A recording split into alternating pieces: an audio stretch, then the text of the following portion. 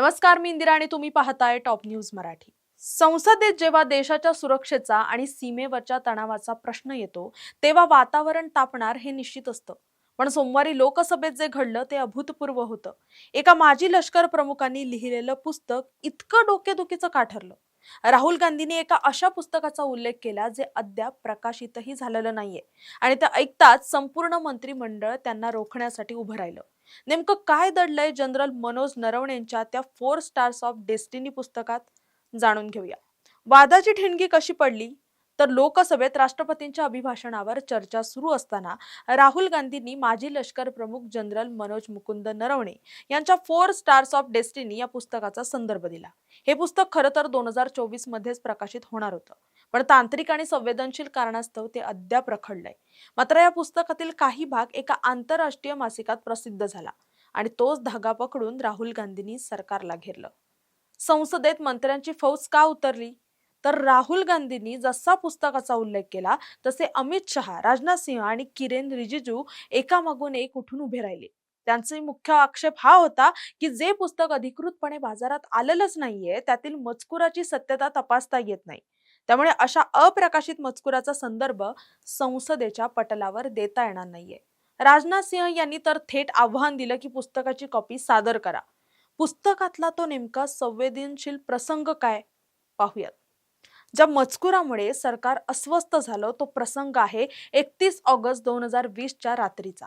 पूर्व लडाखमध्ये भारत आणि चीनचं सैन्य आमने सामने उभं होतं। चीनी लष्करांचे टँक्स भारतीय सीमेजवळ अत्यंत जवळ आले होते। ही माहिती तत्कालीन लष्कर प्रमुख नरवणेंना देण्यात आली। परिस्थिती फारच गंभीर होती। नरवणेंनी तातडीने संरक्षण मंत्री राजनाथ सिंह आणि NSA अजित डोवाल यांना फोन केले। मात्र लष्कराला पुढच्या कारवाईसाठी तातडीने स्पष्ट आदेश मिळालेच नाहीत। जे योग्य वाटेल ते करा असं बराच वेळ उलटल्यानंतर राजनाथ सिंह यांनी फोन करून सांगितलं की पंतप्रधानांचा हा निरोप आहे, तुम्हाला जे योग्य वाटेल ती कारवाई करा। जनरल नरवणेंनी पुस्तकात लिहिलंय की इतक्या संवेदनशील वेळी सरकारने निर्णय घेण्याऐवजी संपूर्ण जबाबदारी लष्करावर ढकलली। याला त्यांनी हातात गरम बटाटा दिला असं त्यांनी त्या पुस्तकात म्हटलंय। राहुल गांधींनी याच मुद्द्यावरून सरकारवर टीका केली की जेव्हा देश धोक्यात होता तेव्हा पंतप्रधान आणि संरक्षण मंत्र्यांनी स्पष्ट भूमिका का घेतली नाही? सरकारचं म्हणणं आहे की हे सर्व दावे खोटे आहेत किंवा त्यांना आधार नाहीये, कारण पुस्तक अजून बाहेरच आलेलं नाहीये। दुसरीकडे विरोधकांचा आरोप आहे की लष्कर प्रमुखांनी सत्य लिहिलंय म्हणूनच सरकार हे पुस्तक प्रकाशित होऊ देत नाहीये।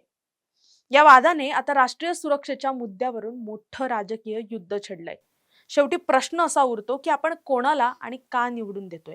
आपण एक सरकार निवडून देतो ते या विश्वासावर की जेव्हा देशाच्या सार्वभौमत्वाला धोका निर्माण होईल तेव्हा देशाचं नेतृत्व छाती ठोकून निर्णय घेईल। पण इथे तर चित्र उलटच दिसतंय। जनरल नरवणेंच्या पुस्तकातील तो गरम बटाटा केवळ लष्कराच्याच हातात नव्हता, तर तो या सरकारच्या निर्णय क्षमतेचा अभाव दर्शवणारा होता। प्रत्येक वेळी राष्ट्रवादाचा मुखवटा घालून मिरवायचं आणि प्रत्यक्ष कृतीची वेळ आली की लष्कराला वाऱ्यावर सोडून द्यायचं। हाच या सरकारचा खरा चेहरा आहे का?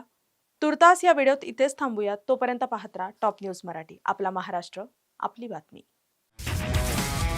तुमची car, electric panel, data server आगीपासून सुरक्षित आहे का? नाही? मग आजच बसवा F protect temperature activated fire suppression device.